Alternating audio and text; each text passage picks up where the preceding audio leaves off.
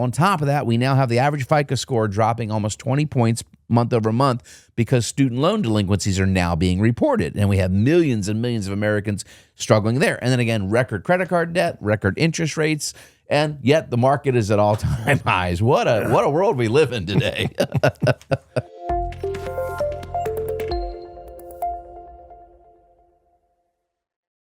Welcome to Retire Smart with David Brooks. I'm Chip Maxwell. Well, David, Independence Day was Friday. This show is airing over the 4th of July weekend. I'm sure celebrations are continuing into Saturday and Sunday. I've always thought that small business owners like you are probably some of the most patriotic people in the country because you're the ones living and working the American dream. David, your thoughts this Independence Day weekend? Well, it's my favorite holiday. We were a little quiet this year. Simply, my wife is recovering from a surgery we had to have this week, so I chilling at home. But it is my favorite holiday, and of course, I'm really excited for next year because it will be our 250th birthday. Yes. As a country. That's pretty amazing. But cheers to everyone out there. Hope you had a safe and wonderful holiday. And, hopefully you had some good hot dogs or burgers and eat some good meat. Well, David, you're well aware of this. We have over 100 events, workshops, classes, and so forth year-round at Retire Smart. We do some fun things, too, though, and I just thought I'd share with our audience.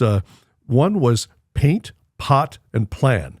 Now, when I say pot, I'm talking about a pot for a plant. Let's make that clear right up front. But paint, pot, and plant. Folks came in and decorated. You mean that event wasn't on April 20th? But anyway, no. Don't get us in trouble with compliance.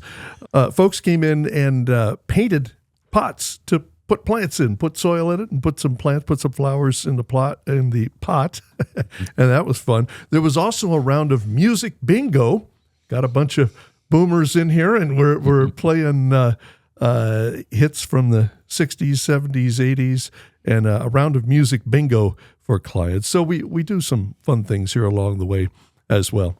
All right, into the news we go, David. Now, I'm going to defer discussion of the big, beautiful bill to the second segment. Financial advisor Alex Murray has been digging into that bill, and he has found some things of special importance to people near or in retirement.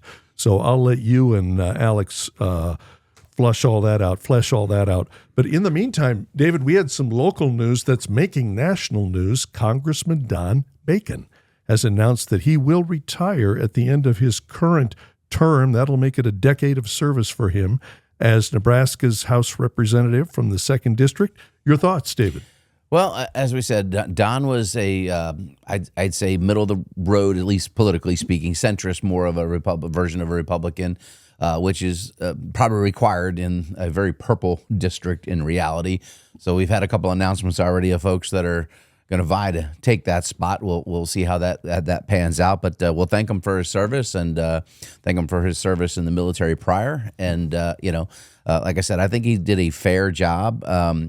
Missed on a couple of things these last couple of terms. I think he, and again, why I'm such an advocate for term limits, the longer they're there, the further away I feel like sometimes these politicians get from their constituents. But again, thank you so much for your service, Mr. Bacon, and we're proud to have you represent us thus far. So, well, it'll be interesting to see where we go from here.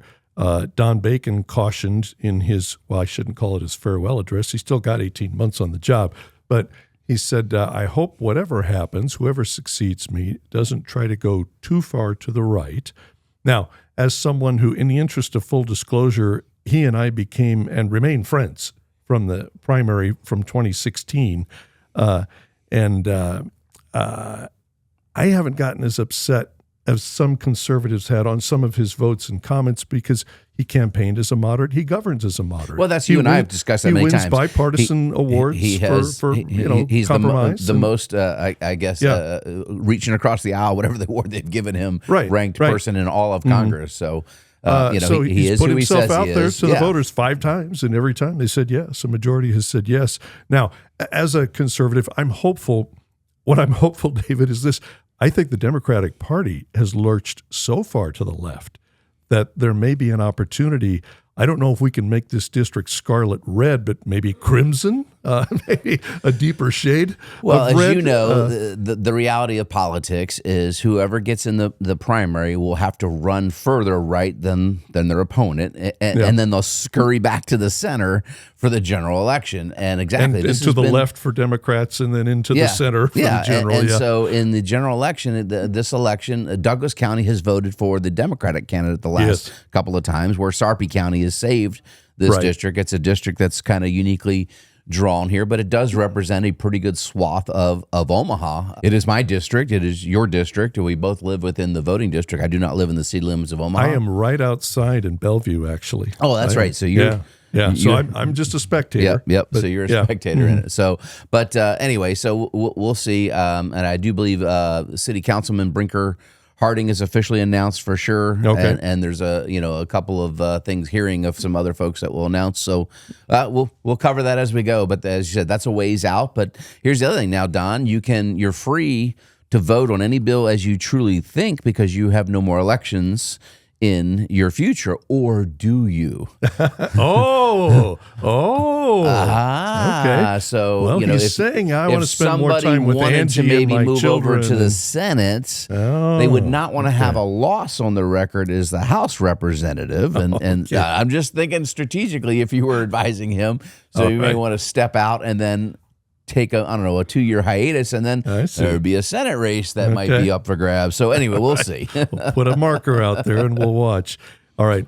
Meanwhile, David, into the economic news we go. Headline from CNBC: Dow jumps 100 points. S&P 500 adds to record as investors bet on trade deals ahead. Even Trump and Trump supporters said, all right, there may be some market pain and some economic pain in the immediate future, but eventually things will get better. But David, the markets remain relentlessly strong. They've been incredibly strong and surprised even me. And I talk about every week when we do the advisor training and the macro talking points for our client base is that the fundamentals are not that strong. The technicals are, and we look at both here when we're allocating dollars. Just give us a quick review. What are you talking about, fundamentals versus technicals? Fundamentals is, how's the economy doing on a macro point of view, right? GDP, et cetera. How are earnings for companies, the fundamentals of companies? Are they selling more products, goods, or services? Are their margins holding up so that they have profitability, which turns out to dividends and rewards the shareholder with a higher value of the stock, right? So those are the fundamentals. The technicals are... You can follow technical patterns in the market. You can follow moving averages. You can follow PE ratios, price earnings ratios, and you can use all these things to give a thesis on where you think something should be fairly valued. Now, if you follow what's called the free markets economy, then the efficient frontier tells you that it's always the right price because the free market's what sets the price, which is why you want less regulation so that a free market can absolutely function. The more you regulate it, the more you manipulate the free, price discovery, if you will. Like I was recently in the Chicago board. I got to ring the closing bell in the Chicago board exchange, right? And about 80% of their transactions are electronic. But the reason people are like, why do you still have the pit? Why do they still have open outcry? It's the number one option trade in the world on SPX, which is the S&P 500 index options, insurance companies, banks, retail investors, the like. They all trade these options, millions of them. And the reason they have open outcry is that's how you get what's called real price discovery. You won't get that electronic bid to ask pairing up on a computer. And so sometimes you can move the price with what's called open outcry. Those are technical indicators. When we see the charts, the tick technically tells us about price discovery. And we could do a whole show on this. But anyway, the bottom line is technically the market is looking very healthy here. Fundamentally, it's looking very weak. And from the fundamental standpoint, it's the most expensive it's ever been in history, Chip. Well, do you still see pain in the future in the economy before the year's out? I do see some things that are concerning to me, and I don't know if we'll get into it or not, but I brought a graph that shows you we've not had a down July in over a decade. The last 10 years, July has always been green. Fundamentally, there used to be an old adage, sell in May, go away. Well, that hasn't really worked here as recently because here we are, the markets have recovered strongly. And the other thing is you have a younger generation of investors that seem to be buying every dip regardless, where baby boomers are a little more cautious, typically speaking, because these younger generations have never experienced a real prolonged bear market. They've only experienced a COVID bear market. Oh, it goes down for 6 weeks and comes back. Oh, a tariff tantrum. It goes down and comes right back. Is that reality? Well, if you study history and markets, no, there'll be some pain at some point. Now, we don't know when that is, which is why you can't just put all the money under the mattress, as my wife Melissa's favorite saying, Melissa's mattress money, right? So what it tells you is you need to have somebody who's proactively watching the market to reallocate your capital when necessary to step you out of some of harm's way. And again, you don't need to shoot for the moon and hit every home run, but you want to pay attention because our debt is spiraling out of control. Here's the big, beautiful bill I'm going to talk about with Alex coming up. That's going to add potentially $5 trillion in debt to our fires. We have $37 trillion as we sit here today. We're on schedule to be at $45 trillion before the end of Trump's term. Well, let's go ahead and get into that big, beautiful bill. Up next, financial advisor Alex Murray is one of the rising stars at Retire Smart. We hear from him next on the big, beautiful bill on Retire Smart with David Brooks. Welcome back to Retire Smart with David Brooks. I'm Chip Maxwell. At Retire Smart, we are building a long-term, top-quality team for the families we serve. That means developing young talent. David, please welcome financial advisor Alex Murray. Yeah, thank you, Chip. So once again, joining me in the studio is one of our favorite advisors to talk to because he's one of the longest tenured employees here, believe it or not, even though he's got a face like a 16-year-old. Alex, Easy. how you doing, buddy? I'm doing good. How are you? Good. So Alex Murray, CFP, IRMA certified financial planner, which you do have a class, but I think that's not till September, right? Not till fall time, so that'll come around September 24th, but a little ways out, but still just good to have on the radar. Really quick, before we jump in, we're going to be talking about the supposedly big, beautiful bill here in a minute, but you are going to be teaching a class on IRMA, which is the penalties you pay, speaking of the tax bill, on Medicare if you're too successful or have saved too much money, unfortunately, in your 401k, IRA, et cetera. When is that class and what are you going to be talking about? Yep, September 24th at 6:30 here in the Midwest Learning Center. And so we kind of go over, what is IRMA, income-related monthly adjustment amount, kind of go over the rules, the basics of Medicare, as well as some planning strategies on how to help mitigate or eliminate some of those penalties in the future. We often talk, these are the taxes that are hidden. We call them success taxes. You're penalized for being successful. Too much income, you're blessed maybe to have a pension, or you've just got a chunk of money that you saved and done well investing,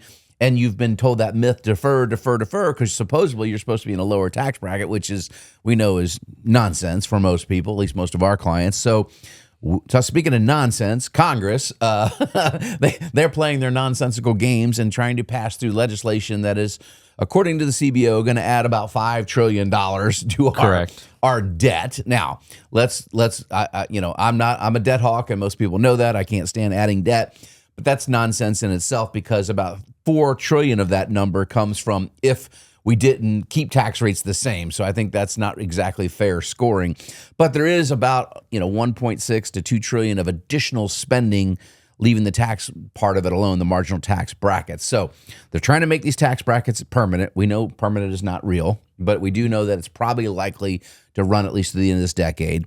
But there are multiple things on the amount of people that use itemized deductions, right? So the SALT a lot of that cap, right? State and local. So what are the provisions that you're seeing now? And of course, we've had changes in the last 24 hours, I think, right? Yes. So we are starting to dig into this bill so that we know exactly the planning that we're going to be doing for the rest of the year. Kind of have to have a plan A and a plan B, unfortunately, for most of our clients. But the SALT deduction would be the major one. They just increased that to about $40,000 with a knockout. They call it a phase out, but it's really just knocks you out. So once you get over, I believe, 500,000, at least that was a provision I saw last night, it goes all the way down to 10 grand. Now, just so you know, the SALT deduction will phase out over the by 2029. It'll be 10,000 again, at least again in the version that we saw last night. So this is a temporary relief, primarily the blue states, but it certainly helps a lot of our clients. It helps me personally, I will tell you that, here in Nebraska, because we have such high property taxes and income taxes, et cetera. And so again, that's your state and local taxes. So your state income tax, your state property taxes, et cetera. And if you pay county or sales taxes, you can include those numbers in there. And so that going up to $40,000, that could be about an $8,000 savings for a lot of dual income families listening out there. However, if you go over that threshold of $500,000, I sent you guys the math yesterday, you actually could have an effective tax rate jump up from 33% to about 54% on the difference between someone making $500,000 and $600,000. It's a wallop. I mean, it's those unintended consequences we always talk about. Yeah, of and so some of this these is where tax Congress bills. does. They rush, which they're doing right now, to get this because Trump says, "Get it through. We need a big, beautiful bill. It's going to be wonderful." They're rushing to push it through without really thinking what's the unintended consequences of this. And this is the stuff that, again, why we plan so many variable outcomes for our clients behind the scenes. And I think, frankly, it'd be fun if some of your clients actually saw how many iterations of their tax plan you've come up with. We typically only show them 2 or 3, but I mean, for some clients, we've built out 2-3 dozen because there's so many dynamic changes, and most people don't know where the nuggets lie, the incentives in here. For instance, opportunity zones, one of the things we've used for a lot of clients to help knock out capital gains. It doesn't matter if they're selling a business, a farm, asset, what have you, right? Mm-hmm. We can defer those taxes into the future. And right now it looks like they're going to extend that, but you're still going to have a capital gain due primarily in 2 years, right? Yep. And so, this bill, it says that it'll prevent increase in taxes for most taxpayers, 62% of taxpayers, according to the Tax Foundation. But most of the deductions that they're talking about in this bill are what we call below the line deductions, meaning it's coming on our Schedule A or itemized return. And so we were talking about that before the show started, was that the standard deduction has pretty much eliminated most filers from filing an amended and this does raise return. it once again, the standard deduction. And this bill actually raises it for 2025. So right now we're told it's $30,000 for a married couple. This would actually put it up to $31,500, at least in the one of the things I saw this past week for this very tax year. So that's what's interesting is when they pass these bills, and most people don't understand, sometimes it starts the next calendar year. That's the easiest way to plan because we know the rules that we're in.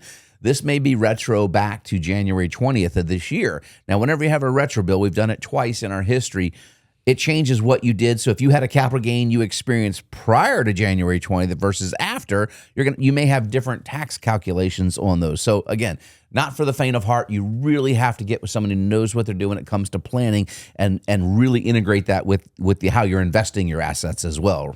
What other gold nuggets have you found in there so far? The one interesting one is we work with a lot of clients on some pretty large charitable donations using donor advised funds or CRTs. But they're going to limit the value of the itemized deduction potentially to 35 cents on the dollar for taxpayers in the top tax bracket. So that I don't like because I mean, my wife and I are blessed to be able to hand a lot of dollars out to a lot of great causes and charities, and I do reside in the top tax bracket. But why shouldn't I get the benefit? That's the whole reason you incentivize someone to give to charities, because you're replacing the work that the government would otherwise have to do for society. So, but again, they're trying to find ways to chip down the cost of this. And so again, it's not for the faint of heart, which is where I think donor advised funds, though, if that goes through, will become much more popular because you're going to want to pull more donations forward in a given tax year to get more viability from it, and then pair that with another strategy like strategic Roth integration, et cetera. So again, there's a lot of moving parts in here. There were over 84 amendments in the last 24 hours. We're recording this on Tuesday this week because I have to be out of the office, and so we don't have the final rendition. So in the next week or two, we hope to actually go through this bill a little bit deeper. So any other nuggets you've gotten there? Or? The kind of one of the final ones that'll help some of our clients is add a temporary senior deduction for those who are under $75,000 in income, just through 25 through 2028. Yeah, and so basically, if you're a senior, and is it defined as 65 or 55? Do you know where they defined it in the bill? I don't. It doesn't say here on Tax Foundation, but it does include. And how much do they get to knock itemized off? So they're going to knock off another $6,000, $6,000. So it's an additional deduction. So that could be huge, actually, for a lot of seniors that are living on a fixed income, like a married couple that's living on, say, 50 or 60 grand in fixed income. Basically, your standard deduction could be, relatively speaking, could be as high as over $42,000 then. So that's really, really helpful for a lot of lower income seniors that are stuck on a fixed income. This could be hugely beneficial to those folks. And then an interesting one I thought was that you're thinking about creating a permanent $1,000 above the line deduction for charitable contributions, $2,000 for joint filers. So What they mean by above the line is if I make... You wouldn't have to itemize. Right. You wouldn't have to itemize. If I make $50,000, I get to bring that down to $49,000. Why keep it so small at 1,000 or 2,000? Why not push that number up to say, and I get it, maybe just make it say 5% of your income or 10% as the Bible teaches. And if you did actually tithe 10% of whatever that AGI was, we're going to let you take it without itemizing. So now just give you some information on itemization, right? So prior to 2017, we had about 33% of taxpayers itemized that year. So about a third. And they were taking advantage of a multitude of things that you can deduct, entrepreneurs, business owners, et cetera. But one of the biggest things that went away was what we call miscellaneous deductions. And it was just that. It was a wild tranche. And so real estate investors in particular used to utilize that particular line item a lot. In 2018, we dropped all the way down 11% of tax filers itemized. And last year, according to USA Facts, which is Steve Ballmer's new company, a data company, they produced a slide, and I don't have it with me today, but it was 9.3 or 9.4% of tax filers last year itemized. So 91% are just using this standard deduction. And that's probably right, though, for 90% of America. It keeps it simpler, keeps your cost to file taxes lower, simplified return. But I think that we should then push for that above-the-line deduction you just talked about. That would make more sense to me. It would, and that way we can continue because most clients that walk into our door are, like you said, filing the standard deduction, and we ask about that charitable, and they're like, "Well, I want to, but I don't quite see the benefit for." Well, it's nice if me. you can show them the benefit, but and that's where, again, planning. If you've been really successful or a high income earner now, a donor advised fund can help you get maximum benefits for that charitable donation. But if you're in that middle income, which is sometimes we call it bread and butter retirees, Yep. Midwest millionaires, they walk in with $1 million to $2 million saved today because the markets have done so well. And they only are asking for $60,000, $70,000, $80,000 to live on, which is not that difficult for us to plan out. In fact, we are trying to then teach them, why don't you spend a little more money, especially in the go-go years, but we have to tax plan around it, because if you don't, you get those IRMA penalties that you're going to talk about in September and so many more. So there's so many moving parts here. The bottom line, if you want to have a competent financial plan, you need to work with a firm that is tax-centric and retirement-specific to build you out these plans. And Alex here, he does some public speaking for us now, teaches the class, and one of the opening stories he's told was some of the best words. Tell those best 3 words you got to say in your career. I get to told my parents that they can retire. They haven't officially yet. My dad went back to work part-time, but getting to tell them that was pretty cool. That is awesome. Well, we are out of time for this week. Chip, what do we have next? Up next, you have questions. David Brooks has answers. Q&A is next on Retire Smart with David Brooks. Welcome back to Retire Smart with David Brooks. I'm Chip Maxwell. Into the Q&A we go. David, the first question is about Social Security. I'm approaching age 62 when I could start taking Social Security. I understand waiting until full retirement age, which for me would be 67, to get a larger payment. And of course, if I wait until 70, I'll get an even larger payment. But because of inflation, the dollars I will be paid in 5 or 8 years will be worth less than the dollars I would be paid now. Might that be a reason to go ahead and take Social Security sooner rather than later? Look, there's a multitude of factors going into when you should draw Social Security. So first and foremost, you should sit down with somebody that can help you factor in a lot of other things, not just the dollar amount you're going to get from the government. So first off, you're going to get a 30% reduction if you take it at 62 versus 67, 30%. Now, do you believe inflation will erode 30% of your spending power in that 5-year window? So that's the calculation. That's what you're weighing. Well, based on the question, right? All right. So, the last 5 years, that might be a fair observation, but historically speaking, in a typical environment, inflation's right around 3 to 3.2%. You'll beat inflation by waiting. Yeah, if you compound that, maybe it's 15%. So you'd most likely be better waiting. Right. Then you often have to factor in the break even. So if you took it at 62 and you make it to say age 80, you would have left on average about $50,000 on the table.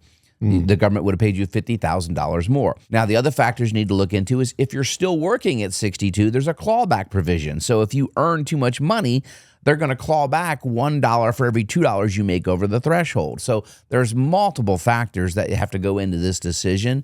but don't go it alone, and maybe attend our Social Security Blueprint class to find out the exact optimal time for you. Yeah, I didn't think of that because the question doesn't say that the person is necessarily retiring. It No, just and I have says- a good it just friend says, I who's want to turning, start taking Social who turned Security. 62 this year, and that was the very question. Hey, I'm still working, but I don't know if I'm going to be around long enough. I got some health issues. I'm like, yeah, but you're still working, so your benefit is going to be whacked. Do you understand that? And again, there's a multitude of factors, taxation of it, and again, 85% of it, if you're still working, is going to get taxed as well, and it's a reduced benefit.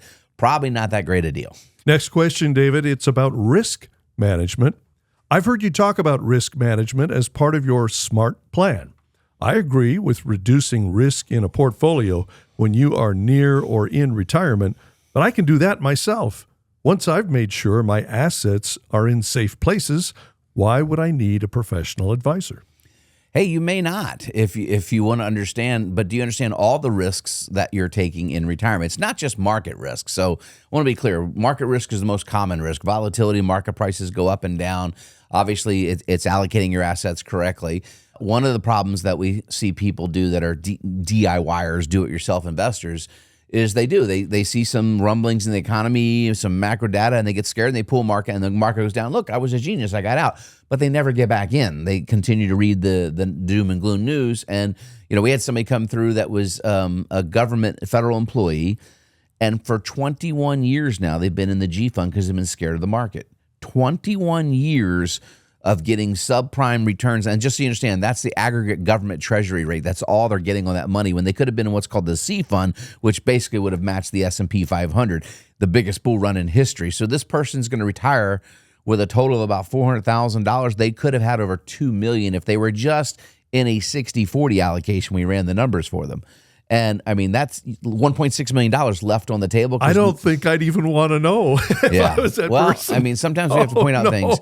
But to the questioner, so listen, we have a lot of DIYers that listen to this show, and we're happy to help where we can. There's so much more, though, a professional advisor, if they're well-trained, could provide. Do you have a written inflation-adjusted income plan? Does it take the what-if scenarios in if you're married, if you or your spouse were to pass early, or you both live into your 90s? Do you have longevity in your portfolio? Do you understand the M, the healthcare and the expenditures there? Do you understand how to asset transfer, legacy planning? Do you understand taxation, et cetera? There's so many areas, not just investment, asset allocation, and risk management. Those are just 2 of 5 key areas. But again, great person to maybe set themselves up for our report card, which we offer complimentary, where you get an evaluation, a grade, if you will, on all 5 of those key areas. Well, one of the things the report card does is there's a way to be prudent and yet still have growth in your portfolio. Absolutely. Right? I mean, that's the point. And it doesn't matter what your age is. Rarely does somebody need to be 100% allocated to 100% risk assets. And we talk about that.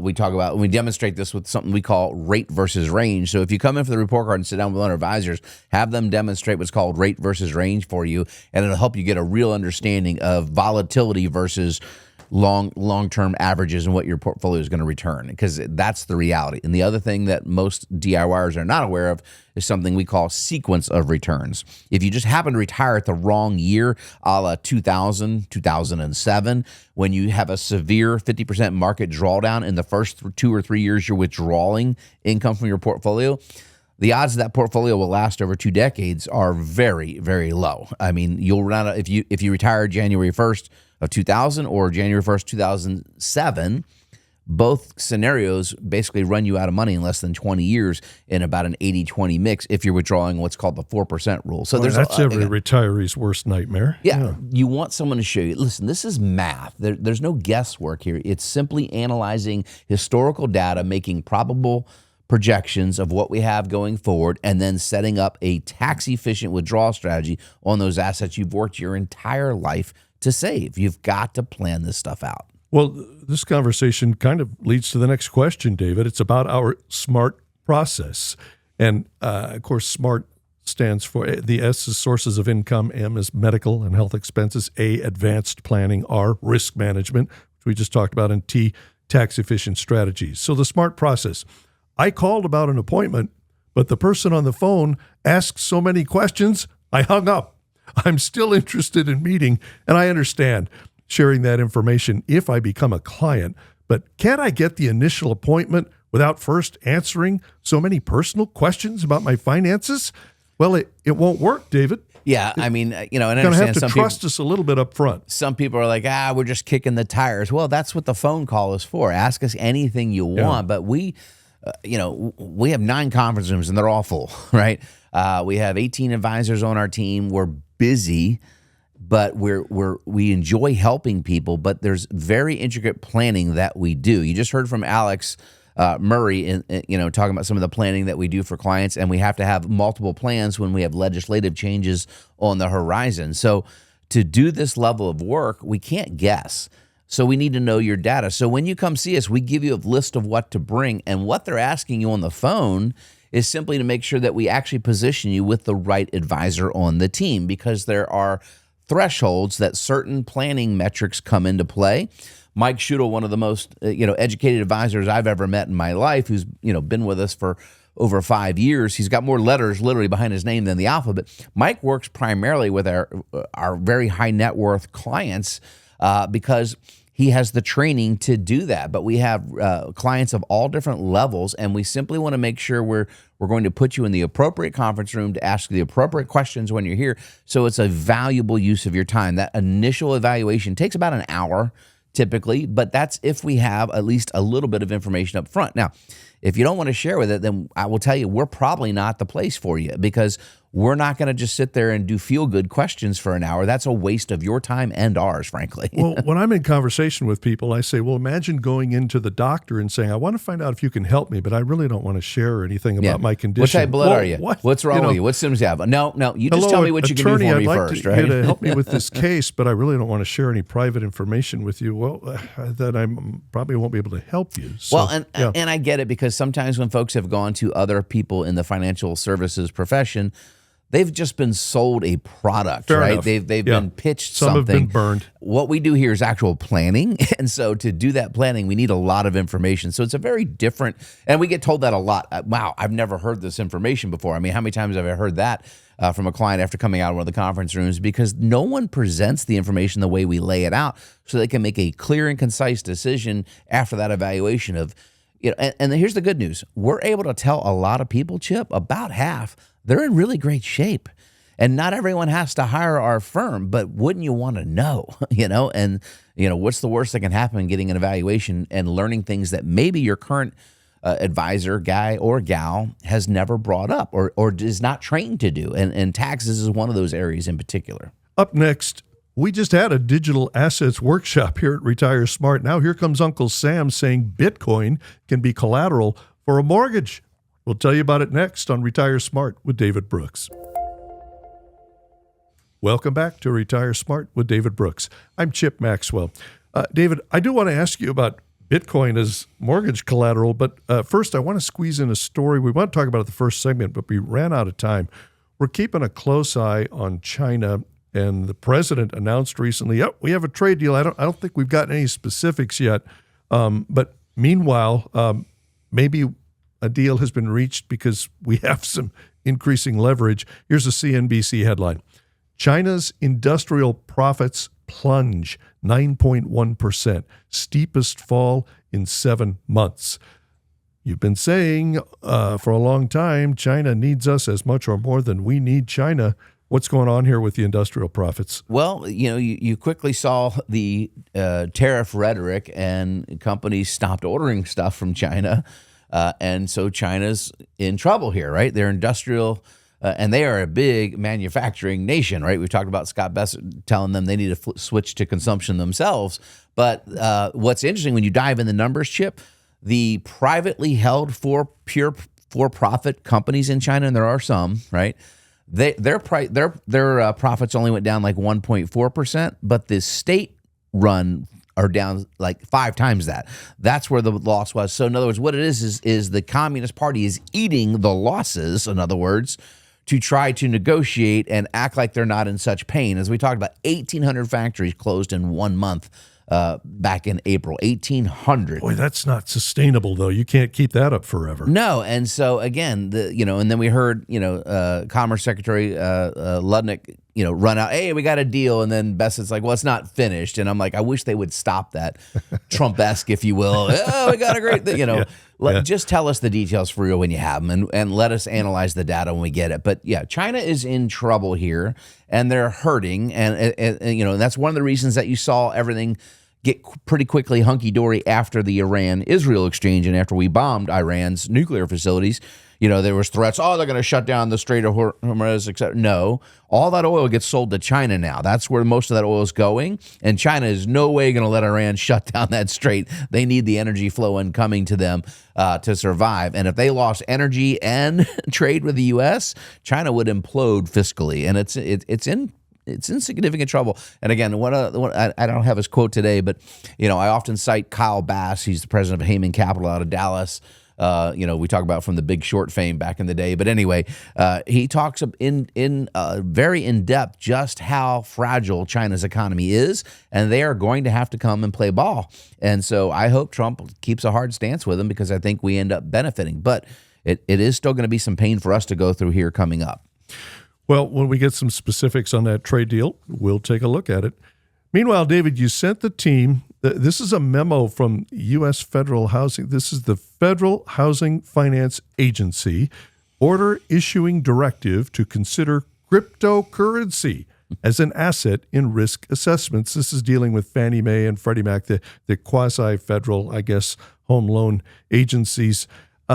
David, how can something as volatile as cryptocurrency be considered an asset for a loan, for a housing loan? Well, let's see. If the housing market is locked up and the government is trying to find any little advantage to stimulate some activity, if you will, they might loosen the rules somewhere, right? Okay. And so this is just one of many facets with which they are trying to loosen the rules to get some stimulation in the mortgage business, to get people to buy and sell homes, because without the housing industry going well, the economy usually goes south. And we've talked about it extensively over this first half of this year. Look at the listings creep up. I've been telling you this for 2 years, it would be happening, and now it's actually happening. I have a gentleman who no longer lives here. I walk my dog by his house every day. It's vacant.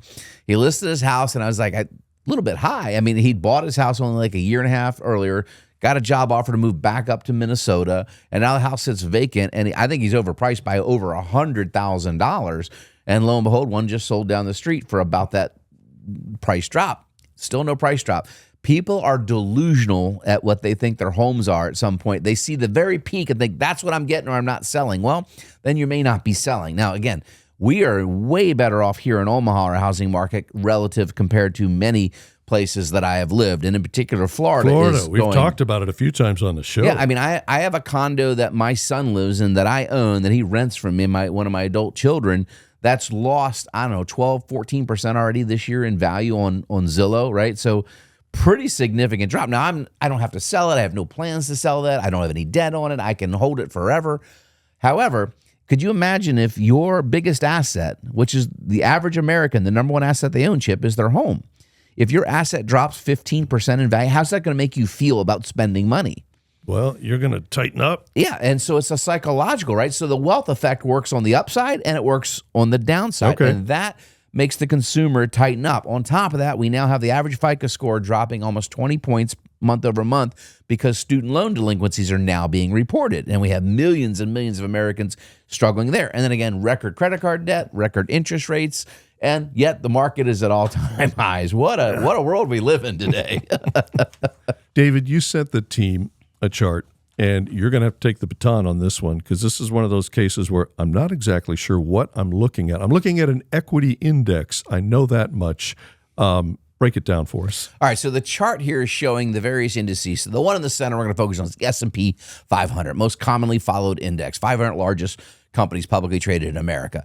And so one of the things we talked about earlier, fundamental and technicals earlier in the show. So how many times are we willing to pay earnings? So if a company trades at $10 a share, Chip, and their earnings are $1 a share, what's the price to earnings ratio? That would be 10, right? 10 times the earnings.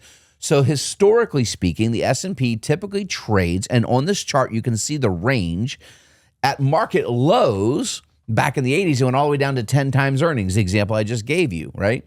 But historically speaking, we're 15 to 18 times earnings, with 17 being about the mean. The average, 17 times earnings. Right now, we're trading 22 times earnings, and not only outside the blue box, which is the norm of, you're going to have ranges, because when the economy is expanding, we're willing to pay a higher multiple. When it's contracting, a lower multiple. But the wick, if you see there where that dot is, that's the extreme highest of history.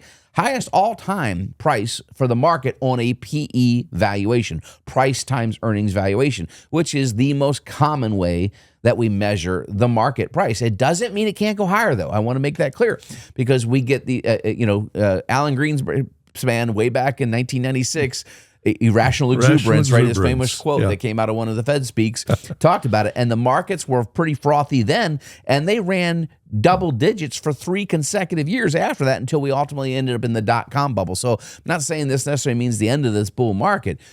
It just means heed with caution, right? Understand the valuation of these markets, and maybe it's time to change the allocate. There's going to be some opportunity. In other words, Chip, right now bonds have gotten slaughtered because interest rates have stayed high. Well, eventually we all see interest rates going down, which means bonds will make you money. When interest rates go down, bond prices go up. There's also going to be an opportunity in small caps. They have gotten terrible return relative to the S&P 500 in the last 4 or 5 years. Same thing with emerging markets. So on the other side of this, there's going to be unique pockets of amazing opportunity to get return. But you must be proactive in looking at the macro data to understand how to change your allocation. And again, we had that question earlier, hey, I can do this risk management on my own. And I often ask, when they sit in front of us, they say they do it on their own. What's your process for picking and buying? What's your process for selling? And they typically, most DIYers don't have a sell process. I know that's a lot to cover here, but anyway, rich market is the point here. It's very expensive, traditionally speaking. For those listening on the radio, this would be worth a trip to our YouTube channel to actually see the chart, and then it all snaps into place. David, we're going to have to squeeze this in quickly, but Fox Business had a recent headline: U.S. expected to gain 7,500 millionaires in 2025, bringing $43.7 billion in wealth. This is people in other countries moving to the United States, David. The winners in this sweepstakes, actually the United Arab Emirates is getting even more, and then the United States, Italy, Switzerland, Saudi Arabia. The losers, the people seeing the wealth move away, the UK, China, India, South Korea, and Russia. I guess it's economics 101, David. You create hostile conditions for your millionaires, and they may well leave. And if you create incentives for them to come, then they may come. Well, and this is also benefiting us paying down debt via the gold EB1 Visa, right? The gold card that we're selling, right? Yes. For $5 million a pop. And exactly, if we make it attractive for capital flow here, it will flow here in a free market. Now, you want to see this on a microcosm? Let's talk about New York 1 year from now or 2 years from now, if the current Democratic mayoral candidate actually implements some of the things he's openly talked about on social media. You will see a mass exit of high net worth people from New York City. But anyway, money flows, capital goes where it's going to be welcome. That'll do it for this week. Please visit our website, retiresmartnow.com, and click Attend an Event at the top of the page to see everything we currently offer. There's no charge, no obligation for our events, but you do need to register. You can do it while you're there online or by calling 402-369-7777. David, bring us home. Hey, have a blessed and prosperous week, and happy 4th of July. Thank you for listening to Retire Smart with David Brooks. I'm Chip Maxwell. For David Brooks and the entire team at Retire Smart, have a great week.